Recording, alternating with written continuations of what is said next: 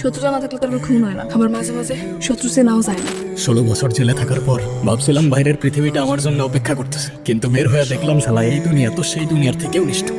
এখানে হয় শিকার হইতে হয় নয় শিকার। বিহারে আমি তোর এই অন্ধকার ছায়া থেকে এতদিন যাবৎ দূরে রাখছি, আর তুই কিনা তোর নিজের পরিচয় দিয়ে ওর জীবনটা নষ্ট করতে হইলি। কে বলছিল তোরে ওরে তোর পরিচয় দিতে? মা চায় না আমি বাড়ি ফিরে যাই, মায়ের কাছে অভিশপ্ত আমি। তুমি কি জানো তোমার জন্মদিনে প্রত্যেক বছর যে গিফট গুলো আহে এগুলো উনি পাঠায়? আপনি আপনি আমার গিফট কেন পাঠাইতাম? বারে আমার বোনের জন্মদিন আর আমি কিছু পাঠাবো না তা কেমনে হয়? আপনি কি আমার কিছু কইবেন? নাম কি তোর? মায়া। আপনার? বিজয়। আচ্ছা, তোর দোকানের 1 চামচের বেশি 2 চামচ চিনি না দেওয়ার কাহিনীটা ঠিক বুঝলাম না। কাহিনী শুনবেন? প্রথম মাসে 2 চামচ চিনি দিয়ে আমার 325 টাকা লস হয়েছে। এই লসের টাকা কে দিব কোন? আপনি দিবেন? তাইলে লস হইলে আমারে দিলি কেন? আপনি তো অনেক চাচার লেগে প্রতিবাদ করলেন না, তাই আমার ভালো লাগছে। যেই মানুষ অন্যের বিপদে পাশে দাঁড়ায় তার লগে লাভ লস হিসাব করে লাভ নেই। না না না, বাড়ি কই আপনার? বাড়ি নাই আমার। বাড়ি নাই মানে? পরিবারে কেউ নেই? আছে, মা আছে, একটা বোন আছে। তাহলে আমার বাড়ি নেই মানে কি? আমি তো বুঝলাম না। মা চায় না আমি বাড়ি ফিরে যাই, মায়ের কাছে অভিশপ্ত আমি। শুনছি আপনি নাকি জেলে আছিলেন। 16 বছর। কেন? তোর বাড়িতে কে কে আছে?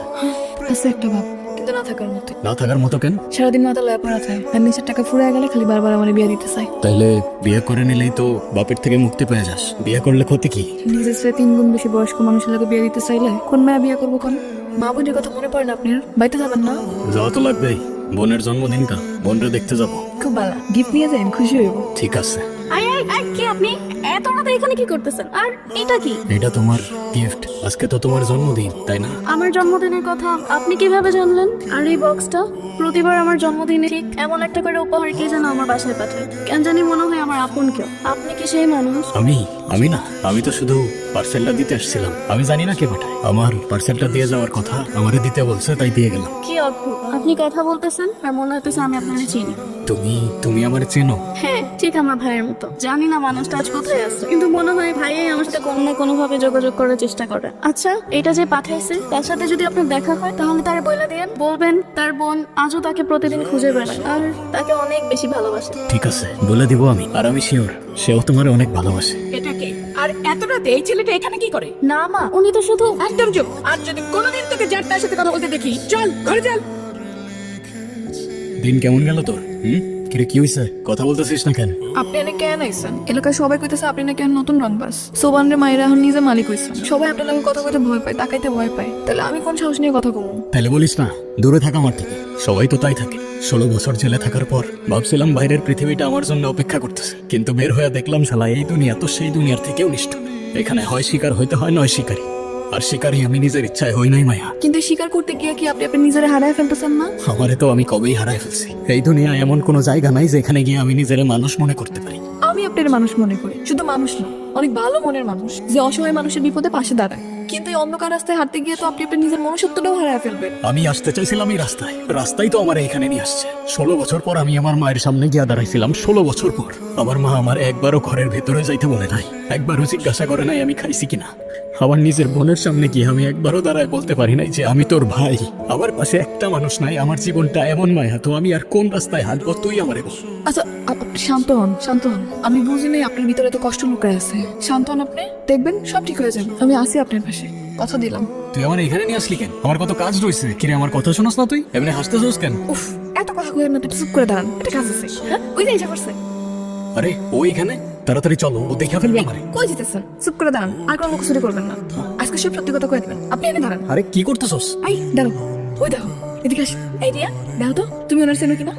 ঠিক চিনি না, তবে ওদিন উনি পার্সেল দিতে আইছিল। পার্সেল দিতে আইছে? তুমি কি জানো তোমার জন্মদিনে প্রত্যেক বছর যে গিফট গুলো আহে এগুলো উনিই পাঠায়? আপনি আপনি আমার গিফট কেন পাঠাইতাম? কি হলো, কিছু বলতেছেন না যে?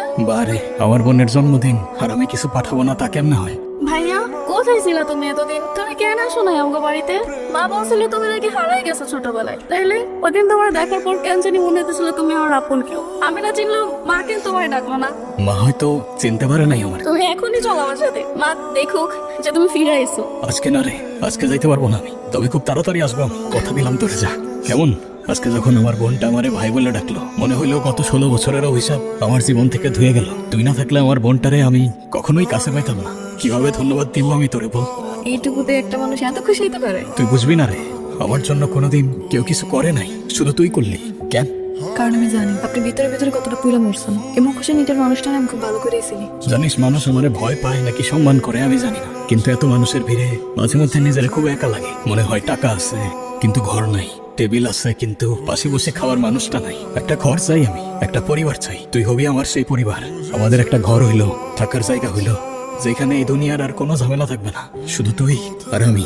হ্যাঁ, কিন্তু আপনি একটা আব্বার কথা কইেন, আমি চাই না আব্বা থেকে কিছু আড়ালে থাকুক। কিচ্ছু আড়াল থাকবো না। কালকেই কথা বলবো তোর আব্বার সাথে আমি। হ্যাঁ আব্বা, চাচা, আপনার সাথে একটু কথা ছিল। কথা আমার লগে আবার কি কথা? অনেকদিন ধরেই ভাবতেছি সবকিছু গুছায় আপনার সাথে দেখা করতে আসবো। মায়ের বিয়ে করতে চাই আমি, আমার বাকি জীবনটা ওর হাত ধরে পার করতে চাই। তাই আপনার কাছে অনুমতি নিতে আসলাম। বিয়া কার লগে? এর লগে? হ্যাঁ, এর লাগে এতদিন বিয়া করস না, করবি কে? তুই তো এর লগে আসিলি। আচ্ছা আমারে কত এইটারে বাদ দিয়া তুই আর কয়টার লগে ঘুরস, কয়টার লগে চলস? আব্বা চুপ করো, তুমি কি আজে বাজে কথা কইতেছো? চুপ করো। ওই, আমার মুখে মুখে কথা কস, ওই আমার মুখে মুখে কথা কস। কি ভাবছস তুই? কি ভাবছস? এইটারে লইছস আমার যা বুঝ দিলাম বুঝা যাবো।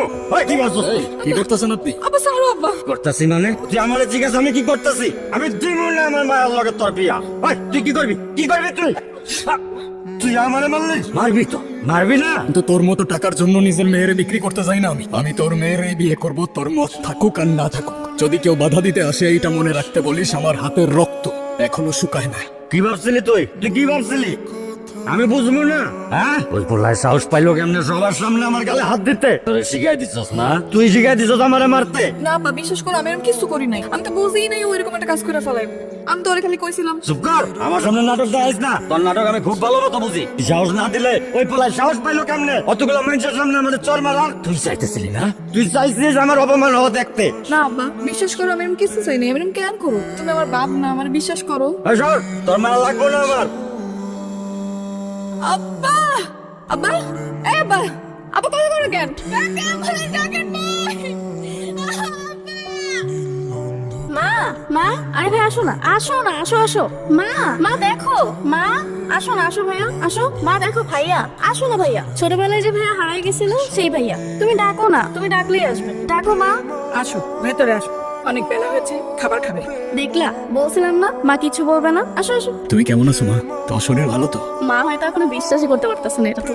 মা, এটা সত্যি ভাইয়া আমাকে যে প্রতি বছর গিফট পাঠাইতো না, সেটা ভাইয়াই পাঠাইতো। আমি তো তোমাকে আগেই বলতাম, তুমিই বিশ্বাস করতাম। তাড়াতাড়ি খেয়ে নে, তুমি খাবা না মা? তাড়াতাড়ি খাইয়ে চলে গেলে খুশি হবো। কি বলতেছে মা এগুলা? ভাইয়া চলে যাবে কেন? ভাইয়া তো আমাদের সাথে থাকবে। ও আচ্ছা, তাইলে তুই এই বুদ্ধি নিয়ে এই বাড়িতে আইসিস? নিজের জীবন নষ্ট কইরা এখন ওর জীবনের পিছনে লাগলি? তুমি এগুলা কি বলতেছো মা? ওর জীবনের পেছনে লাগবো আমি? ও তো বোন হয় আমার। এত বছর পর আইসিস বোন দেখাইতে? এই নতুন নাটক তোর কে সাজাইতে বলছে? বিয়ারে আমি তোর এই অন্ধকার ছায়া থেকে এতদিন যাবত দূরে রাখছি, আর তুই কিনা তোর নিজের পরিচয় দিয়ে ওর জীবনটা নষ্ট করতে আইলি? কে বলছিল তোরে ওরে তোর পরিচয় দিতে? মা এগুলো তুমি কি বলতেছো? ওর জীবন নষ্ট করতে আসছি আমি? ভালোই বলছো তুমি মা, আমি বুঝতে পারি নাই আমার ফেরাটা তোমার জন্য এতটা যন্ত্রণার কারণ হবে। আমার কপালটাই হয়তো এরকম, তোমার হাতের খাবারটুকু খাওয়ার ভাগ্যটাও আমার নাই। মায়া, এটা কেমন হইলো? হ্যাঁ, আমার তো জানাই না কিছু। তুই আমি একটু আগেই শুনলাম। এই, তোর বাবার কি কোনো শত্রু ছিল? শত্রু জানা থাকলে তার খুন হয় না। আমার মাঝে মাঝে শত্রু সে নাও যায় না। মানে বুঝলাম না, কি বলতেছস তুই? কালকে রাতে আপনি কইয়াছিলেন? আমি আর কই থাকবো, কারখানায় ছিলাম। কেন তুই এমনি জিজ্ঞাসা করতেছিস কেন আমারে? কারণ মানুষ যখন সত্যি কথা কয় তখন চোখে চোখ রেখে কথা কয়। আপনি আমার দিকে টাকা কথা কইতে পারতেছেন না কেন? এ মায়া, মাথা ঠিক আছে তোর? কি উল্টাপাল্টা কথা বলতেছস তুই? হ্যাঁ, হ্যালো? এখন কইতেছেন? এখন পালায় কই যাবেন? কত দূর যাবেন পালায়? দেখ মায়া, মাথা ঠিক আছে তোর? উল্টাপাল্টা বলিস না। বাপুরে কারা যেন মাইরা ফালাই রাখছে। কেউ একজন আমাদের নিয়ে গেম খেলতেছে মায়া। আমারে ফ্রেম করার জন্য তোর বাবারে সরাই দিছে। আমার উপরে বিশ্বাস রাখ মায়া, বিশ্বাস রাখ আমার উপর।